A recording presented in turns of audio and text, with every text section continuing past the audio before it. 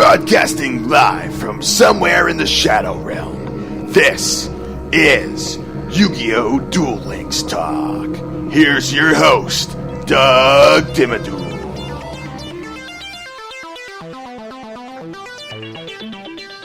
Hey there, and welcome to another episode of YuGiOh Duel Links Talk. Today, we're going to do a little bit something different, and we're going to be discussing just an absolute frustration deck. The idea came to me from @PK Houston, a really good duelist. We've been having a few matches here and there in the duel room, and in the group chat there, he mentioned just imagine coming up with some kind of frustration deck with a lot of the cards that we currently have available to us right now, and with the 20 card decks, to 20 to 30 card decks, just how frustrating it would be to just have so much constant effect monsters who just start destroying everything anytime that you do anything with them.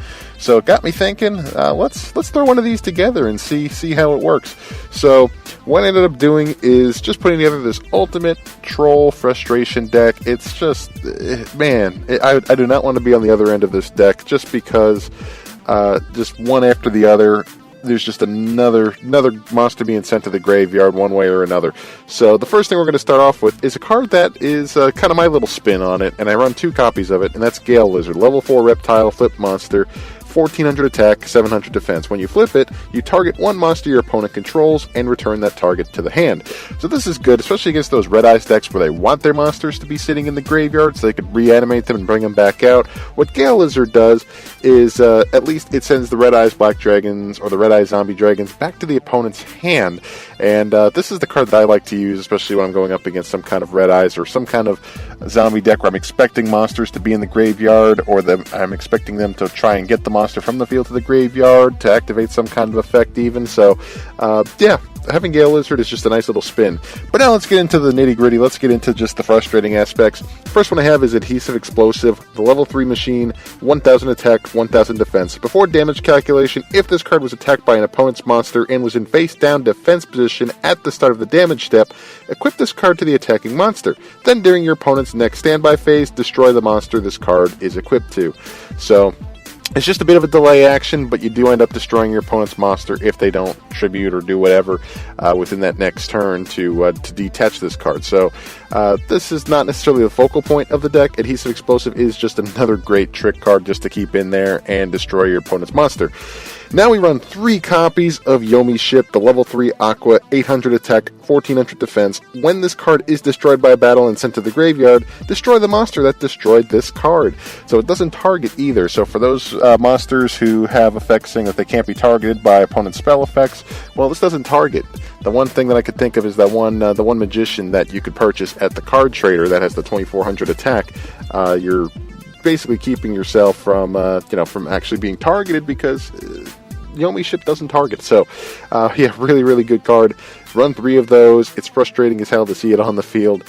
Then you run 3 copies of Exploder Dragon, and I know that means you got to actually shell out a few dollars to get the structure deck multiple times, because I know this is a one of when you spend your 500 gems on the Dragonic 4 structure deck. But having 3 copies of Exploder Dragon really fills out this deck, because it allows you to go on the offensive and not take any battle damage and start destroying some of your opponent's monsters. So if this card is destroyed by battle and sent to the graveyard, destroy the monster that destroyed it. Neither player takes any battle damage from attacks neither player takes any battle damage from attacks involving this attacking card. It's got 1000 attack and 0 defense, but kind of irrelevant because nobody's taking any battle damage in the process. So really good card, and this is the one that does also super frustrating to your opponent. So just while I'm clearing my opponent's board, I just want to have a few high attack, single summon monsters. So I got Blazing Impachi, the level 4 ultra rare, 1850 attack, 0 defense. Just to throw it on the field, and if I'm just clearing out my opponent's side of the field with all of these Exploder Dragons and all these Yomi Ships, and my opponent has nothing left, then just send in Blazing Impachi and start attacking directly, and within a few turns it should be over. So what I end up doing also too is run Dunamis Dark Witch, level 4 fairy, 1800 attack, 1050 defense. Just another one just with a high attack, just start swinging and attacking directly when the opportunity presents itself. So, okay, you're probably thinking, well, at some point you're going to start running out of these monsters that destroy your opponent's monsters. So, what's your plan after that? Well, hang on a second, because I got 2 copies of Monster Reincarnation, where you discard 1 card and then target 1 monster in your graveyard and add it to your hand. So I could take another spell or trap card or one of my other monsters that maybe I don't necessarily need at the time, activate Monster Reincarnation to bring back a monster out of the graveyard. So I could bring back another Yomi ship, or I could bring back another Exploder Dragon that way, and just keep the fun alive. It is just awesome. Then I run 3 copies of Enemy Controller, just because, you could take control of your opponent's monster. That's just another way to win the game as well, by tributing one of your monsters and targeting 1 face-up monster your opponent controls, and take control of the target until the end phase. What I also like to run is Mystic Box, just another way to start clearing out your opponent's monsters that you don't necessarily want.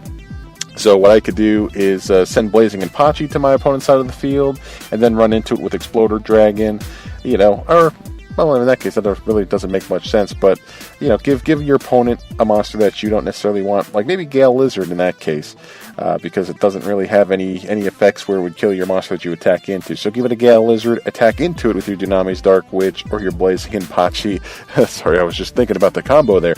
But yeah, Mystic Box is just one way to just destroy an opponent's monster and run over your own monster and go from there. And it could be the difference maker, for the end of the game, because say, for example, your opponent's down to 1,000 or so life points, give him Yomi ship and then attack over it with a Blazing Impachi, and you got 1,050 difference on that to burn your opponent's life points there. So this is a very good situational card. That's why I keep it to 1. Then I also run the copy of Mirror Wall too, because again, I don't have any really beefy, powerful monsters. So if I have my Blazing Impachi or my Dunamis Witch on the field, activate that Mirror Wall, and they should take care of business in that front. Then, just to make things even better, I like to run a copy of Mishizer as well. I run 2 copies of it because I have 2 copies. So what I'll do is hopefully my opponent tries to run over my Yomi ship while I have multiple cards on the field. My Yomi ship's effect activates, then I also activate that Mishizer card, and boom, start destroying my opponent's monsters, really clearing their side of the field rather easily and rather handily. So yeah, that's just another really good combo. That's one I like to run in this deck as much as possible. And overall, you could understand the frustration factor. I was just playing around with this, with a few duels. I actually ended up going up against the Vagabond, and the Vagabond just happened to be using basically the Red Eyes Zombie Dragon template, the one that's super meta right now. And man, I just kept on really frustrating that Vagabond, just kept on putting out these cards, kept on destroying his Red Eyes monsters, no matter how many times he reanimated, kept on sending them back to the graveyard. At some point, he started running out of cards to use to combat, and then I ended up just swinging at an open field with Blazing Impachi and ended up going for the game. So yeah, I mean, it's just a really fun deck to play. It's just an absolute troll deck. Now, I'm saying it's a fun deck to play. It's a fun deck to play if you have all the cards, but if you're the person going up against this deck, it's really frustrating. What's this deck's weaknesses? Its weakness is going up against other decks that flood the field. You really don't want to see quantity. What this deck does really well against is when your opponent uses up a lot of their resources, uses up a lot of their hand, uses up a lot of their field to get out some really strong monsters out onto the field. So, say for example, they're trying to use as much as they can to get some kind of really strong ritual monster out onto the field, and that's going to be their sole monster.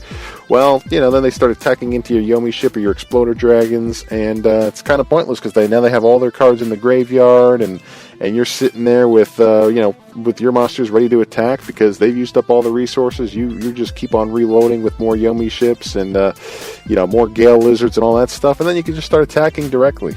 So yeah, it's just a real fun setup when everything works out.